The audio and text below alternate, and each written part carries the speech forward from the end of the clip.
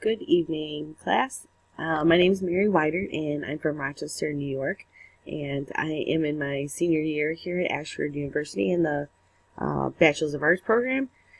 So here's my presentation about resistance training for week 3. I've chosen a couple different exercises, actually, kind of from my own little archive of exercises. I really enjoy working out. I do a lot of strength training.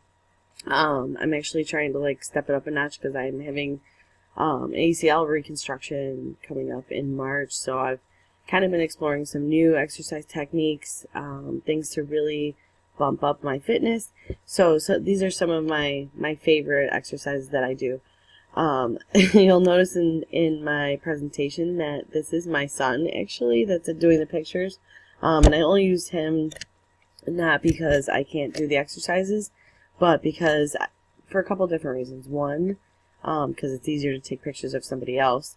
And two, I think it was important to point out that I taught him these exercises as we were doing this presentation today. So they're easily educated or easily taught to other people.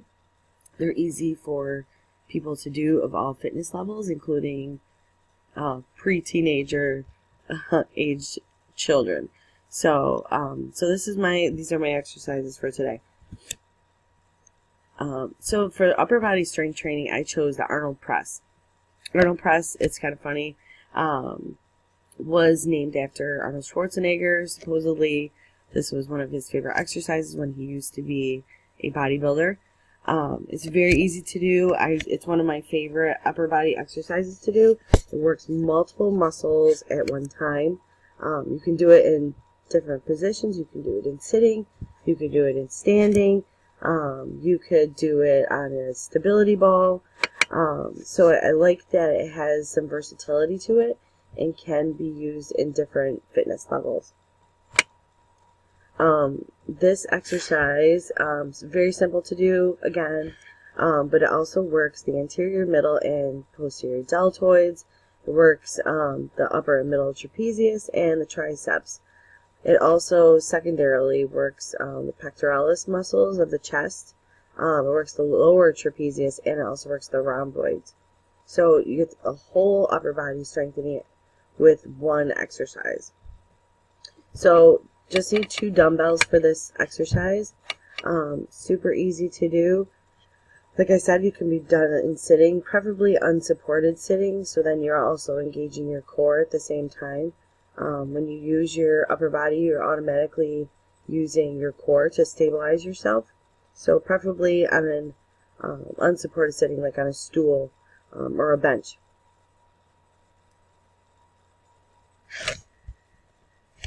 So what this entails is having 2 dumbbells, and what you're going to do.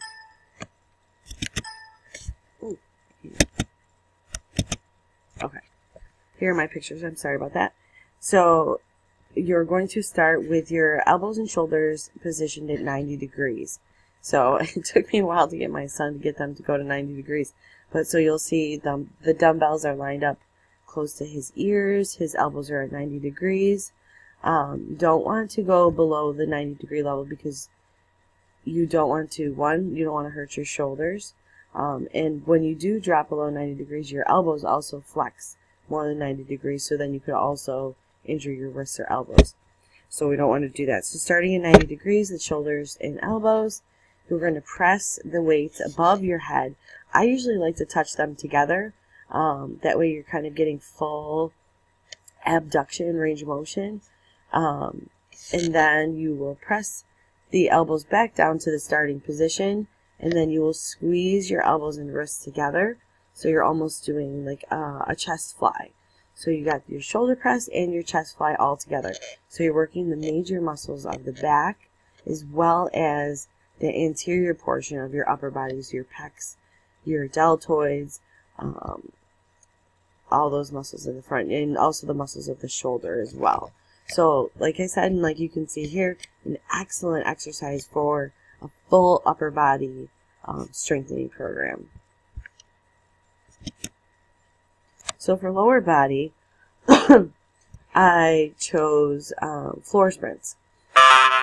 So floor sprints are super easy to do.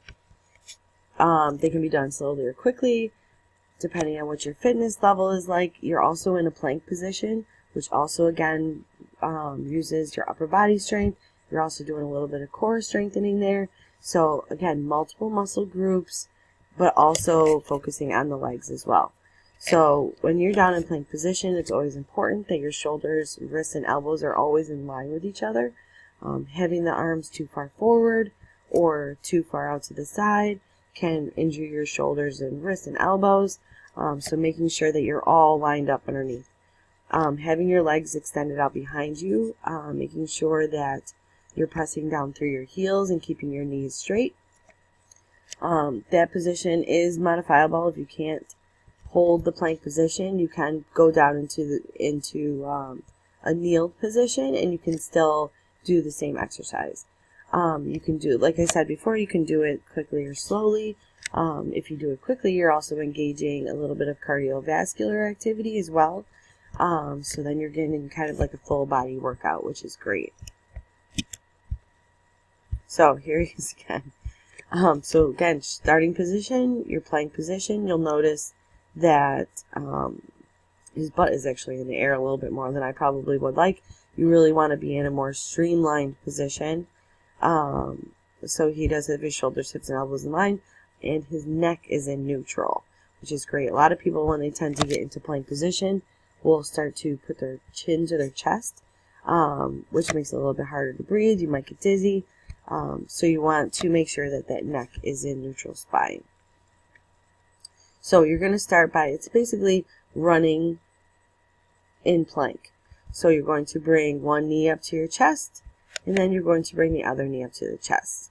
And then when you have both feet back, you're going to make sure you're maintaining that proper plank position. So again, it can be done slowly. It can be done quickly. You can make it harder by keeping your toes off the ground instead of touching them. You can keep them up in the air. So that makes it a little bit harder. I've seen people also do this on a stability ball as well, which again, now you're engaging even more of your core.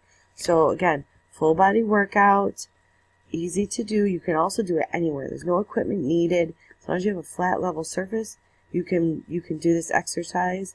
With something like this that is a full body workout and also a little bit of cardio, you don't necessarily have to count repetitions, but maybe do a time frame. Is generally what I like to do. Doing as many as you can in, say, 30 seconds or a minute or 10 seconds if your fitness level is low. So it's super modifiable and easy for most people to do. So my core strengthening exercise was what I like to call C-sitting. while toe tapping or while heel tapping in. C-sitting is also a great exercise to do. Again, no equipment needed. You could do it on any hard level surface. You got your legs straight out in front of you and your ankles together. So when you get into a C-sit position, you want to make sure that you are sitting on your sacrum. So when you sit at 90-degree angle, long sitting, you almost want to like roll back onto your pelvis so you're sitting on your sacrum. To get more stability, you want to make sure that your hands are next to your hips or as close as you can get. You might not have the trunk range of motion to be able to keep your hands next to your hips, but you want to make sure that you try to get as close as you can. So this exercise also works all areas of the abdominal muscle group. You work the front of your core because you are unsupported and you're also in a flexed position, but you're also unsupported in the back area too. So you're also working your erector spinae muscles, you're working your quadratus laborum muscles because your back has to support itself. So not only are you working the front of your core, but the back of your core as well. Another thing I like about this exercise, and I like this about all these exercises that I chose, and this is kind of the way I do my workouts, is that it incorporates a lot of major muscle groups. So not just are you working your core, but now you're working your lower extremities as well. So you have your hamstrings working when you pull your knees up, as well as your hip flexor muscles, such as your rectus femoris. You're also using your other quadriceps muscle when you extend your knees out, such as your vastus lateralis, your vastus medialis. So it's a nice full body workout again, and very easy, no equipment needed. You can do it anywhere. So as you see, my son has, I tried to get him to get his hands by his butt, and even being 12 years old, he actually was not, it was difficult for him to keep his hands down next to his hips. So then you'll see him still sitting in that C position and bringing his heels in and tapping them on the floor, and then returning them back out to long sitting, but still maintaining that C sit position, which makes sure that you are always engaging your core. One thing that he did do wrong in this picture, and I tried to make him do it, was keeping your chin at least a fist width above your chest. So you want to make sure you're still keeping that neck in neutral spine. You don't want to pull anything in your back. You want to maintain that neutral spine so that you stay safe and don't injure yourself. So that's the end of my slideshow. I think it's important to point out that I did pick these 3 exercises for very specific reasons. I think they're very versatile. They're easily modifiable to any fitness level, and they work multiple muscle groups at the same time. So it's been shown in several different studies about exercise physiology that working multiple muscle groups at the same time and incorporating cardiovascular activity at the same time can increase your fitness levels faster, build muscle size faster. So these kind of exercises are easier than going to the gym and just doing bicep curls or your pec flies, things like that. Like this incorporates the entire upper body, the entire lower body, the core and the lower body. So it's incorporating all of these different things together at the same time. So thank you for watching my show, and we will see you soon.